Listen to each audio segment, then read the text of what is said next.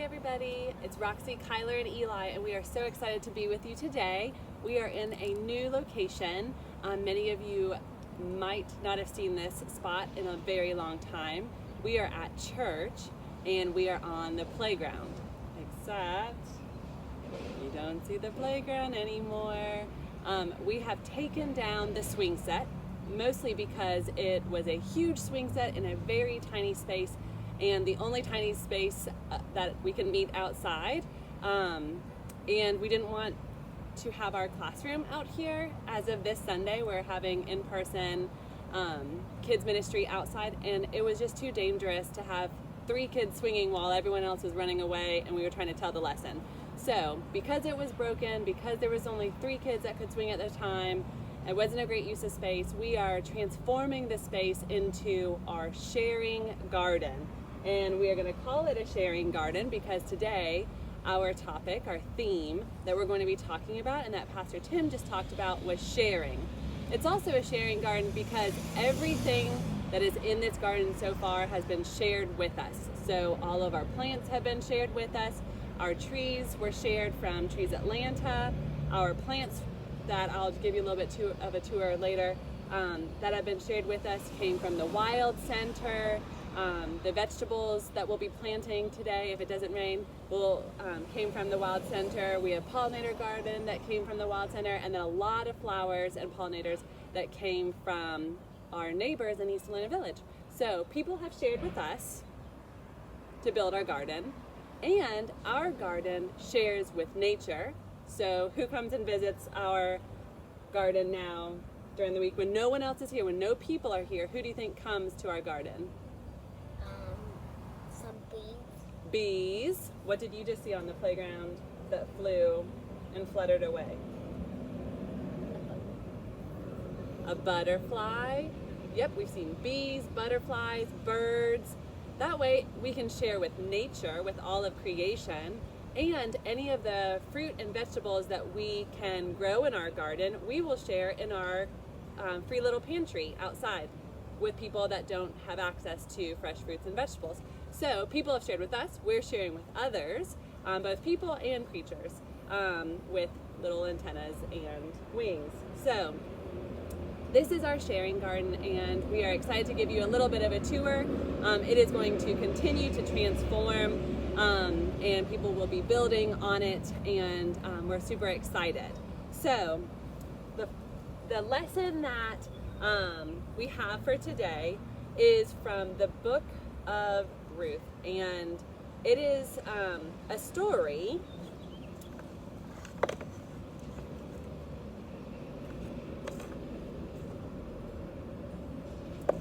that starts with something brown. Excuse me.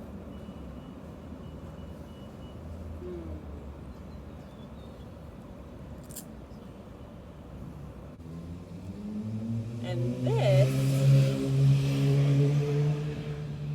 what do you think this is? Water. The water. This is a river that people had to cross to enter the promised land.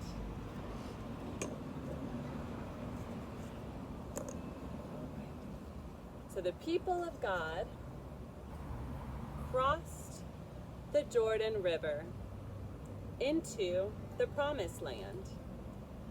They filled the land. He was on his head. Some people began to live in Bethlehem.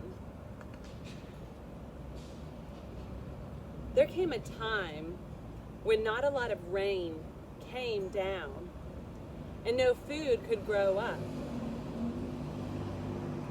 They didn't have enough food and they didn't have enough water.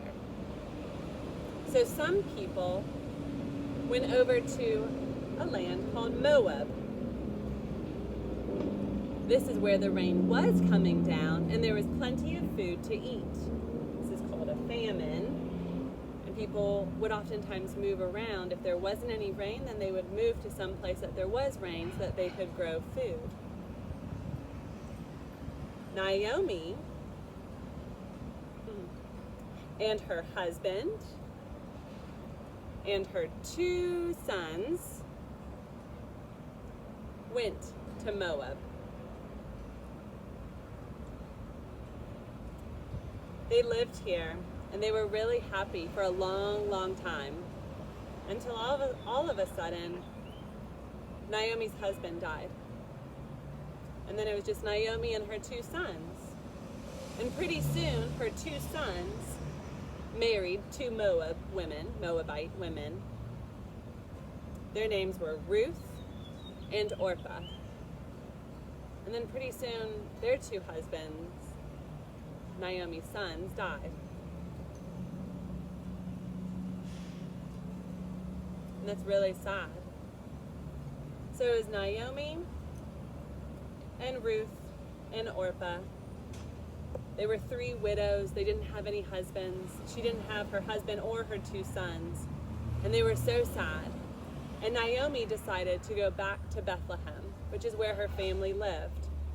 And she told Ruth and Orpah that they should go live with their families. And they both cried and cried and cried because they didn't want to leave her. But Orpah said, okay. And she gave her a big, big hug. And then she went off with her family. But Ruth was so sad. And Ruth said, no, Naomi, I want to stay with you. You are my family. I married your son. You are part of my family now. You have been like a mother to me. I want to stay with you and go back to Bethlehem with you. Ruth said to Naomi, where you go, I will go. Where you live, I will live. Your people shall be my people. Your God shall be my God. Where you die, I will die as well. There I will be buried. And so together, Ruth and Naomi went to Bethlehem, and there they lived.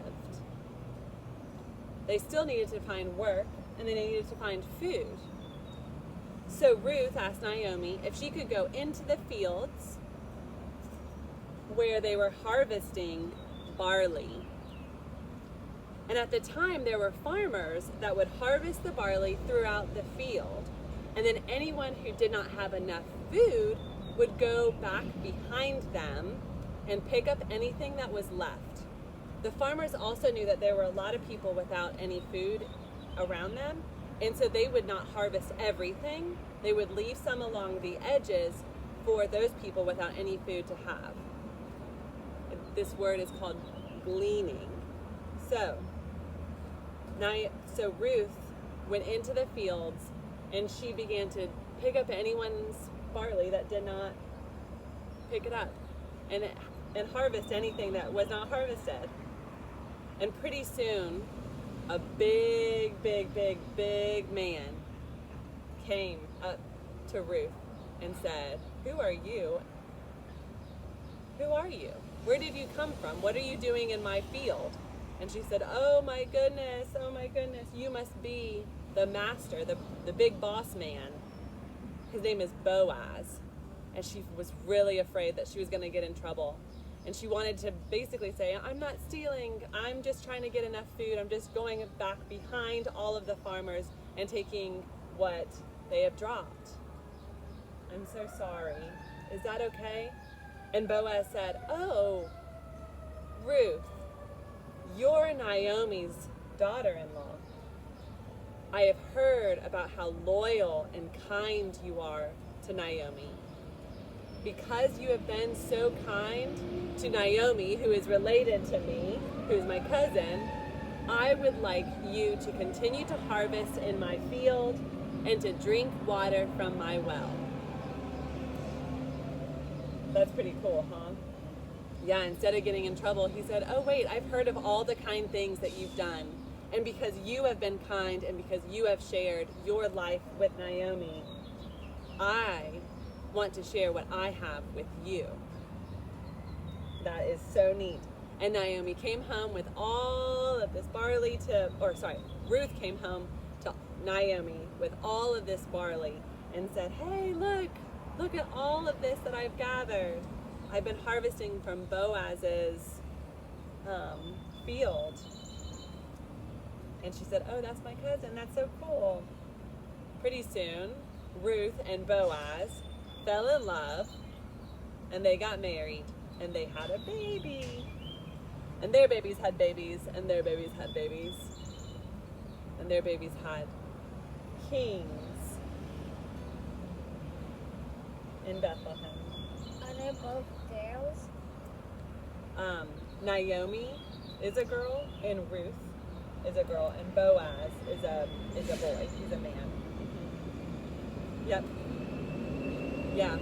This story to me is such a cool story of women sticking together and helping each other out, and of sharing, of people sharing, no matter who you are, to know that some people might have certain things at a time. They might have food, they might have shelter, they might have a family. And then there are people that won't have those things. But just because you don't have those things now does not mean that you can't have those things in the future. Ruth married again. She had a husband and she had a baby. Naomi became a grandmother when she thought she never would. They had food when they thought that they would not have food. It's pretty neat. It's all about kindness and sharing. We are excited to show you our sharing garden, and we hope that our story of Ruth being kind and sharing to others will inspire you to also be kind and share to others, and to do the hard work in a garden and in this garden to be able to share food with other people in our community around us. We are going to be at church today, hopefully without any rain. We get to plant some plants, so I would like to show you a little bit of those plants.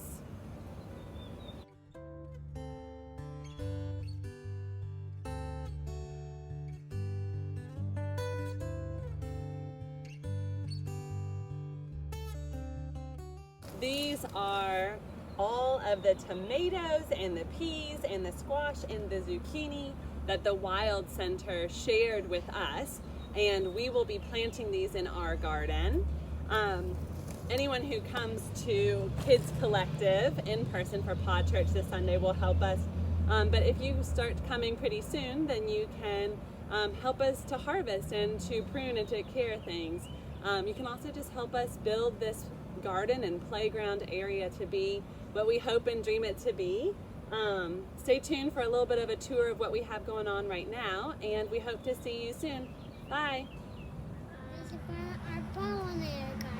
This is our pollinator garden. So we have some blue false indigo, we have a fig tree that's in here, we have some bee balm and black-eyed Susan. We planted all these so they look a little sad right now. And you got these cardinals. And we have these cardinals. And what's the other one? Ladybug. A ladybug, and we hope that they join this garden soon. We have some blue salvia.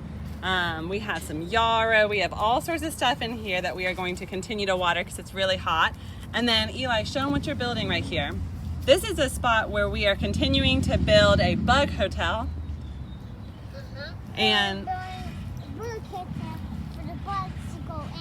for the bugs to go in, that's right. So that's something that we will continue to build together during Kids Collective. Then, Kyler, you want to show them the tree stumps? So this will be where you sit during our story time. So there's the story time. There will be a sand pit and a stage there and a pergola with grapes, but it's being built. And then this is the tree stumps that were donated and shared with us for free. And we can also climb on it. That's right. So when we're not telling our story, we can climb on this climbing structure. We're also going to wood burn in some checkerboards and chessboards and tic-tac-toe things. Yeah. And then, do you want to show them the rock gardens? Rock gardens? Yeah. Eli was pretending that this was a safari, the Pride Lands, earlier. to play on it with the remote that we have in the truck. That's we have right. 2 of these. So here are some grasses and some boulders that we moved. We Yeah. have some sage and yarrow and a blueberry and a pomegranate tree. We have some space in here for our new vegetables, but we have some onions and thyme and oregano.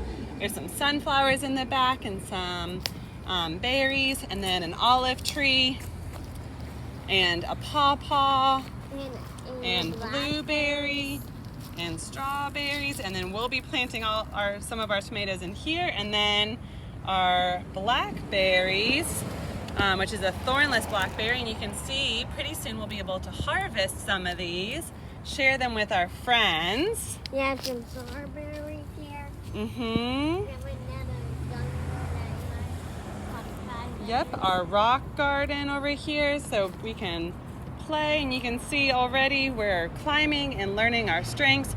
We still need to move that rock wall, but it's good, fun things are happening.